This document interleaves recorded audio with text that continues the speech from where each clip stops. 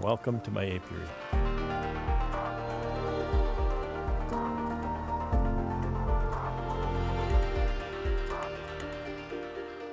There's a good stiff little north breeze going on here, and that makes it very cold. I'm going to leverage that cold. And so here's a principle that I was going to say newer beekeepers might not get, but I think there's a lot of beekeepers that don't quite get this. You can leverage the fact that the bees aren't flying, and the fact that the bees aren't flying today and they didn't fly yesterday kind of is what you need to look for. So if you have rainy weather or cold weather, I like cold weather better because it does two things for you. So the rainy or cold weather keeps the bees inside. And when they're kept inside for, and I don't know the exact number of hours, but I know that 2 nights will do it. That time could be anywhere from 24 to 30 hours or so. I know that if I move bees one evening, leave them 2 nights and catch them the following morning, that works. So I know it's not 48 hours. So if they're inside for that length of time, they forget where they live. So therefore you can take that hive, move it anywhere you want, and they'll be fine.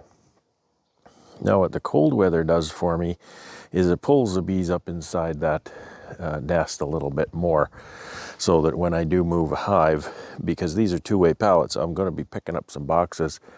There shouldn't be a lot of bees left on the bottom board. There might be some, but there shouldn't be a ton. And so that's what I'm going to do. You can see that I've got some singles here smattered in amongst the rows, and I want to consolidate those, and then I can reuse those bottom boards and get more bees in my apiary, on and on. And I sleep better at night when everything is multiples of 2. It's just who I am. So that's what I'm going to do to leverage the cold, and I'm expecting to do this without a veil. We'll see how well that goes. If it doesn't go well, you'll have a front row seat to the hilarity that ensues. The other thing I want to do here after I'm done moving is I'm going to start my syrup pump, and I'm just going to fill these pails. The jars we put on and we filled after the pail, so they're in pretty good shape. The pails I think are empty or mostly empty at this point.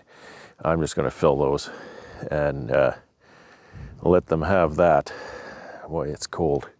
It is cool. I was working outside a few minutes ago, and my hands got so cold I had to go and get my winter gloves. But this is what I'm going to do. So I have to get my hive tool, and you can see that the bottom boards are a mess. I've scraped the bottom board down, clean it up nice, and then move a colony onto there.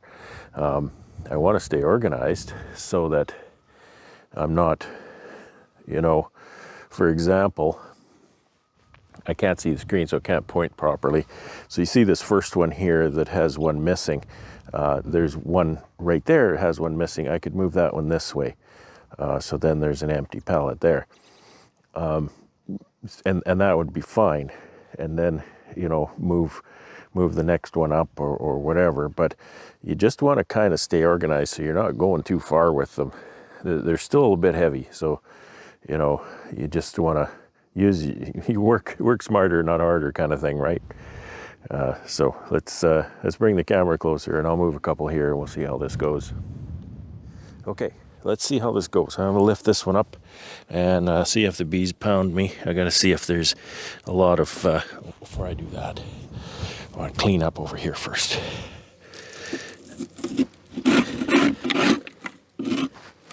I've got to see how many bees are on the bottom board.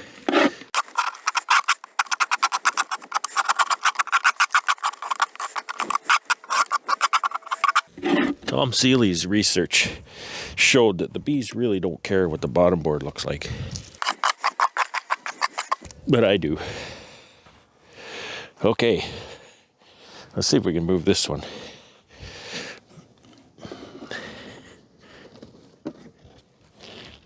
There's no bees on the bottom board.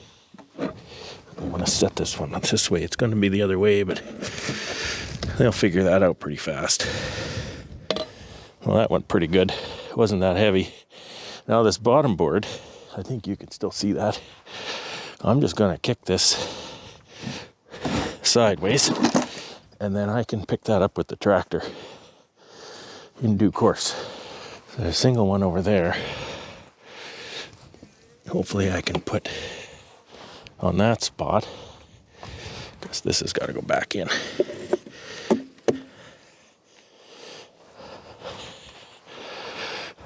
Oh, there's a lot of bees on that. Scrape them backwards maybe.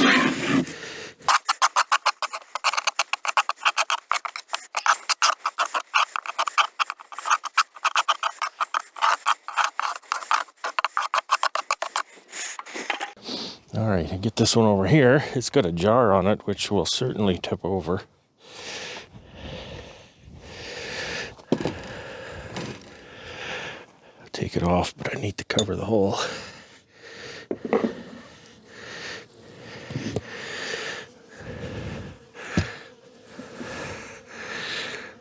You're kind of flying a little bit.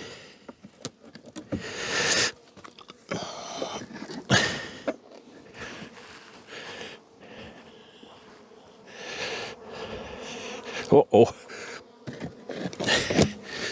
I angered them.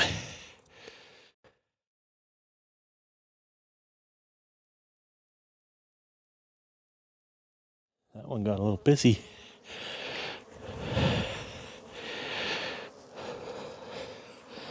Okay, we'll get that jar back.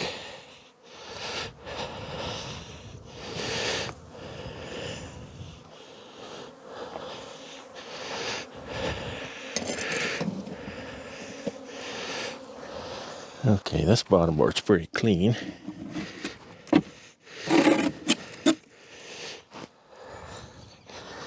I'm going to bring this one from way over here.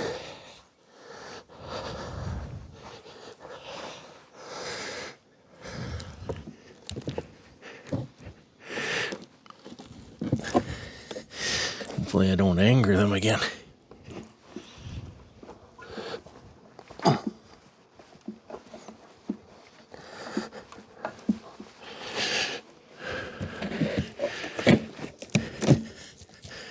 Okay.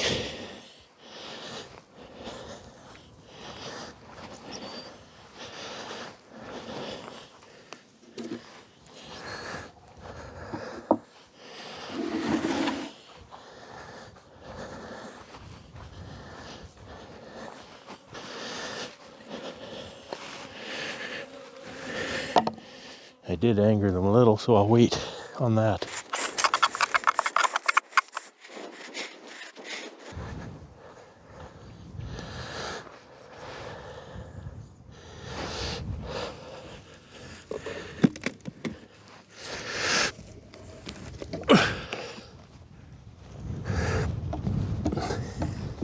It's probably weigh about 50 pounds.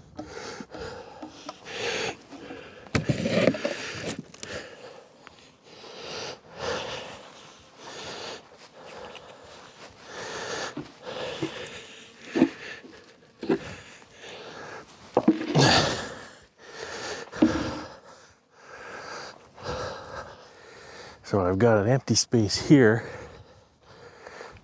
and an empty space there. And I've got a pallet, well, I've got an empty space there. So what I can do is take one off of here, there, one off of here, there, and then that pallet's empty and those two are full. Wish me luck.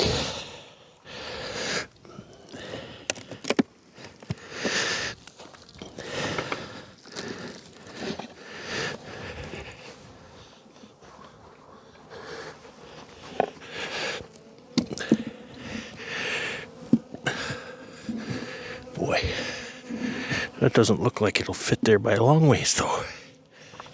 That's kind of weird.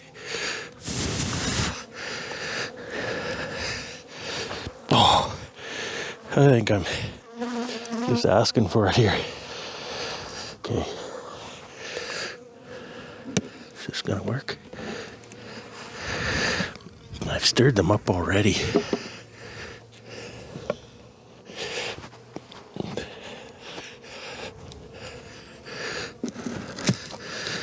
That one went together okay.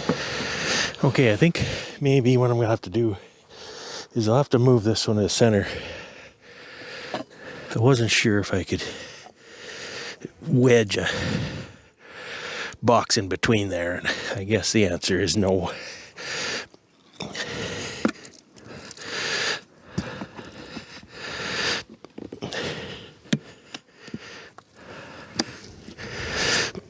So I'll just move that one over, and that'll give me a chance to clean that bottom board.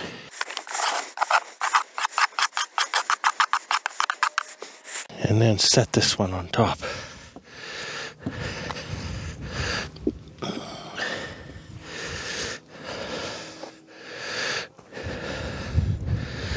A lot of bees there.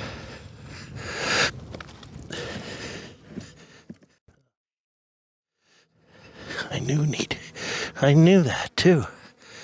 I just forget. Those clips often need a little bit of a bend. Oh, geez. All right.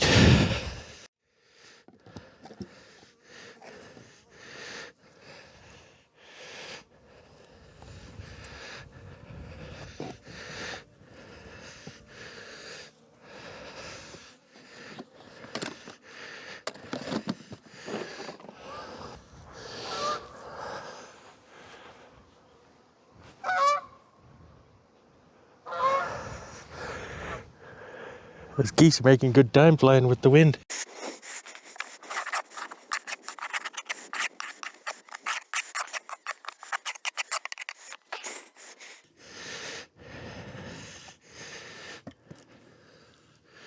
I'm not going to come out even here, but at least I'll have one pallet that's not full instead of two. I'll just move this one back.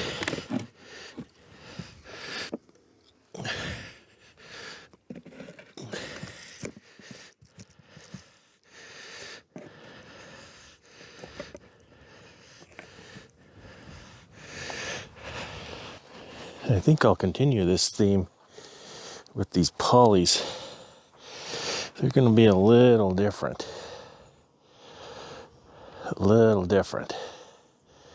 Because I have to lift the bottom board and the bottom board and hive and everything when I move a full one. Taking this deadout away isn't that hard.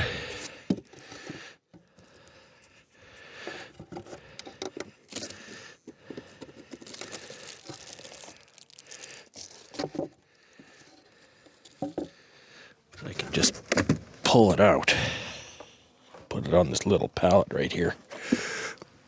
Then I can pick it up with the tractor later.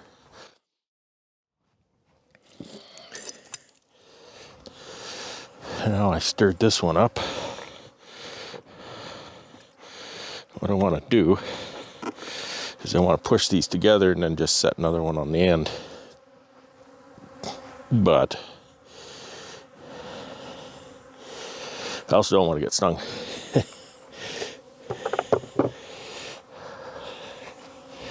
I never want that, right? Take this deadout away.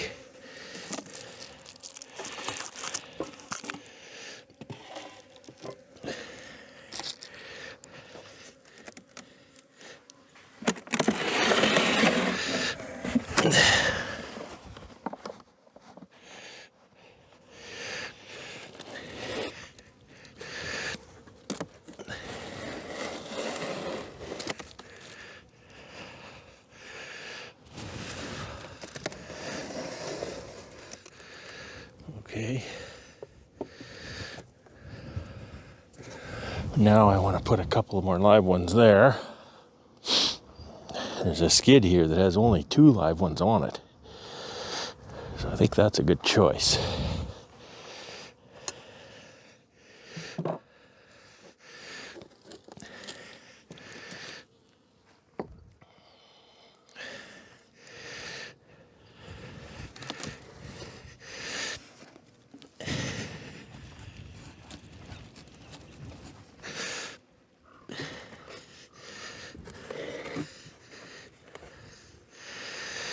Okay.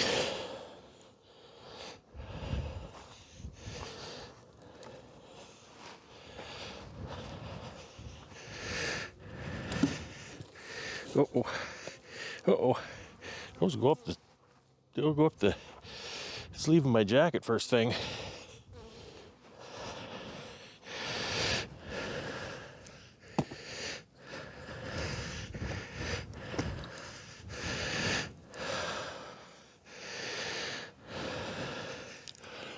Can't grab it from the front because my hand's right on the entrance.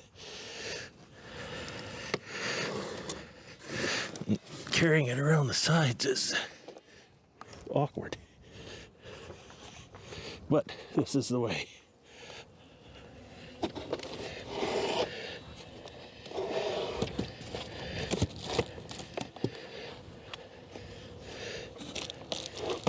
There we go. Stirred them up a bit. Okay, here I got 2 empty spaces for deadouts.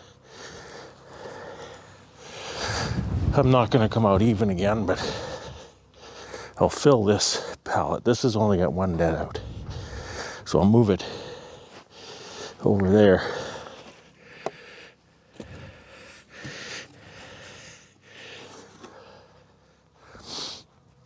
And then I can just take this pallet away. What El Stinko. Yikes.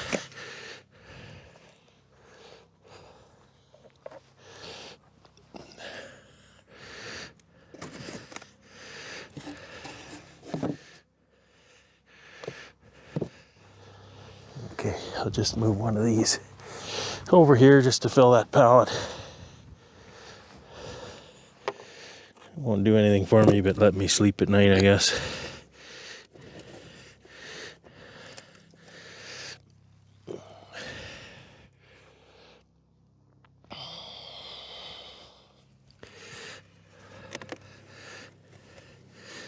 This sounds kind of strong.